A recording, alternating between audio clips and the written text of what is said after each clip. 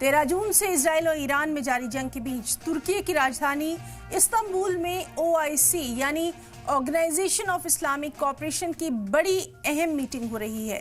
तुर्की के प्रेसिडेंट रजब Tayyip Erdogan ने OIC की मीटिंग में कहा कि इजराइल के पीएम बेंजामिन नेतन्याहू की सदारत वाली सरकार अमन और अमान के लिए सबसे बड़ी रुकावट है। साथ ही तुर्की ने दुनिया भर की मुस्लिम कंट्रीज से ईरान का साथ देने की अपील की है। इसीलिए आज की बड़ी बहस में इसी पर हम बात करेंगे। ओआईसी में मुस्लिम मुल्कों की हुंकार का आखिर मतलब क्या है? क्या नेतन्याहू पर इसका कोई असर भी पड़ेगा? हमारे साथ मौजूद रहेंगे कुछ खास मेहमान। चलिए उनसे आपका तारुफ करवा देते हैं। हमारे साथ मौजूद हैं सीनियर सहाफ़ी, सीनियर जर्नलिस्ट, हमारे साथ खास तौर पर अहम मौज़ूआत में हिस्सा रहे हैं सुहेल काज़मी साहब। सुहेल साहब, आपका बहुत इस्तकबाल करना चाहेंगे बेहद ख़ास पेशकश में। हमारे साथ मौजूद हैं फॉरेन एक्सपर्ट और लगातार इस अहम मामले पर हम उनकी राय अपने नाज़रीन के सामने रखते आ रहे हैं पंकज श्रीवास्तव जी। पंकज जी, आपका भी बहुत वेलकम करना चाहेंगे आज की इस बेहद खास पेशकश में। शुरुआत हम सुहेल काज़मी साहब से करना चाहेंगे। सुहेल साहब, आपसे समझने की कोशिश करेंगे, बिलाखिर ओआईसी की ये अहम मीटिंग हो रही है जिसके ऊपर लगातार हम बात कर रहे थे कि मुस्लिम कंट्रीज का रुख भी अब सामने आना चाहिए कि वो क्या चाहती हैं, वो किसके साथ हैं। अब इस मीटिंग को किस तरह से देखेंगे?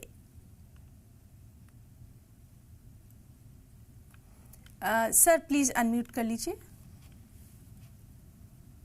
Good evening ma'am.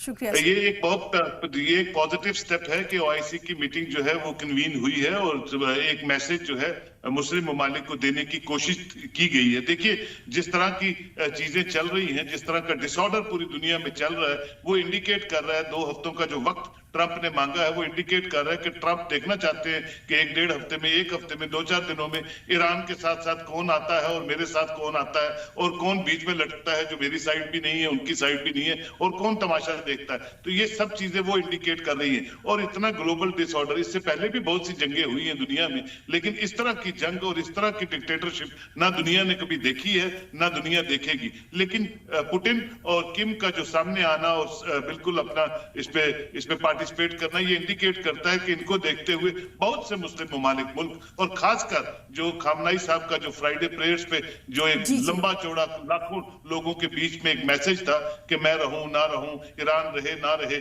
इस्लाम जिंदा रहना चाहिए। मैं समझता हूं कि इस वॉर ने इस्लाम को जोड़ने की बहुत बड़ी कोशिश कर रही है और ये शिया सुन्नी और सब जो हमारे में फिरके हैं, ये सब इकट्ठे हो रहे हैं। पूरी दुनिया में आप देख रही है कि एक ही आवाज आ रही है कि हमको अल्लाह से पूरी उम्मीद है और अल्लाह ही हमें इस पूरी कायनात में अमन अमान को प्रिवेल कर सकता है और सब हम इस जंग में लड़ेंगे। और अब इस मीटिंग से कुछ आवाजें कल आपके सामने आना शुरू हो जाएंगी, परसों आना शुरू हो जाएंगी, ये जो डिक्टेटोरियल सिस्टम में। और आप देखिए इनके एडवाइजर और व्हाइट हाउस क्या किस तरह बिहेव कर रहा है कि एक तरफ कशीदगी है पूरी दुनिया में, एक तरफ पूरी टेंशन है पूरी दुनिया में, एक डिसऑर्डर है, और वो फिर कह रहे हैं किसी और मुल्क से कह रहे हैं कि हमारे लिए आप नोबेल पीस प्राइज के लिए आप रिकमेंड कीजिए। और ये देखिए कितनी अनफॉर्चुनेट है पूरी दुनिया के लिए। दुनिया मर रही है, बच्चे मर रहे हैं, औरतें बेवा हो रही है और उनको नोबेल पीस प्राइज की पड़ी हुई है। ये नॉन सीरियस अप्रोच जो है, ये वॉर जो है अमेरिका को तबाह करने में बहुत दूर तक जाएगी।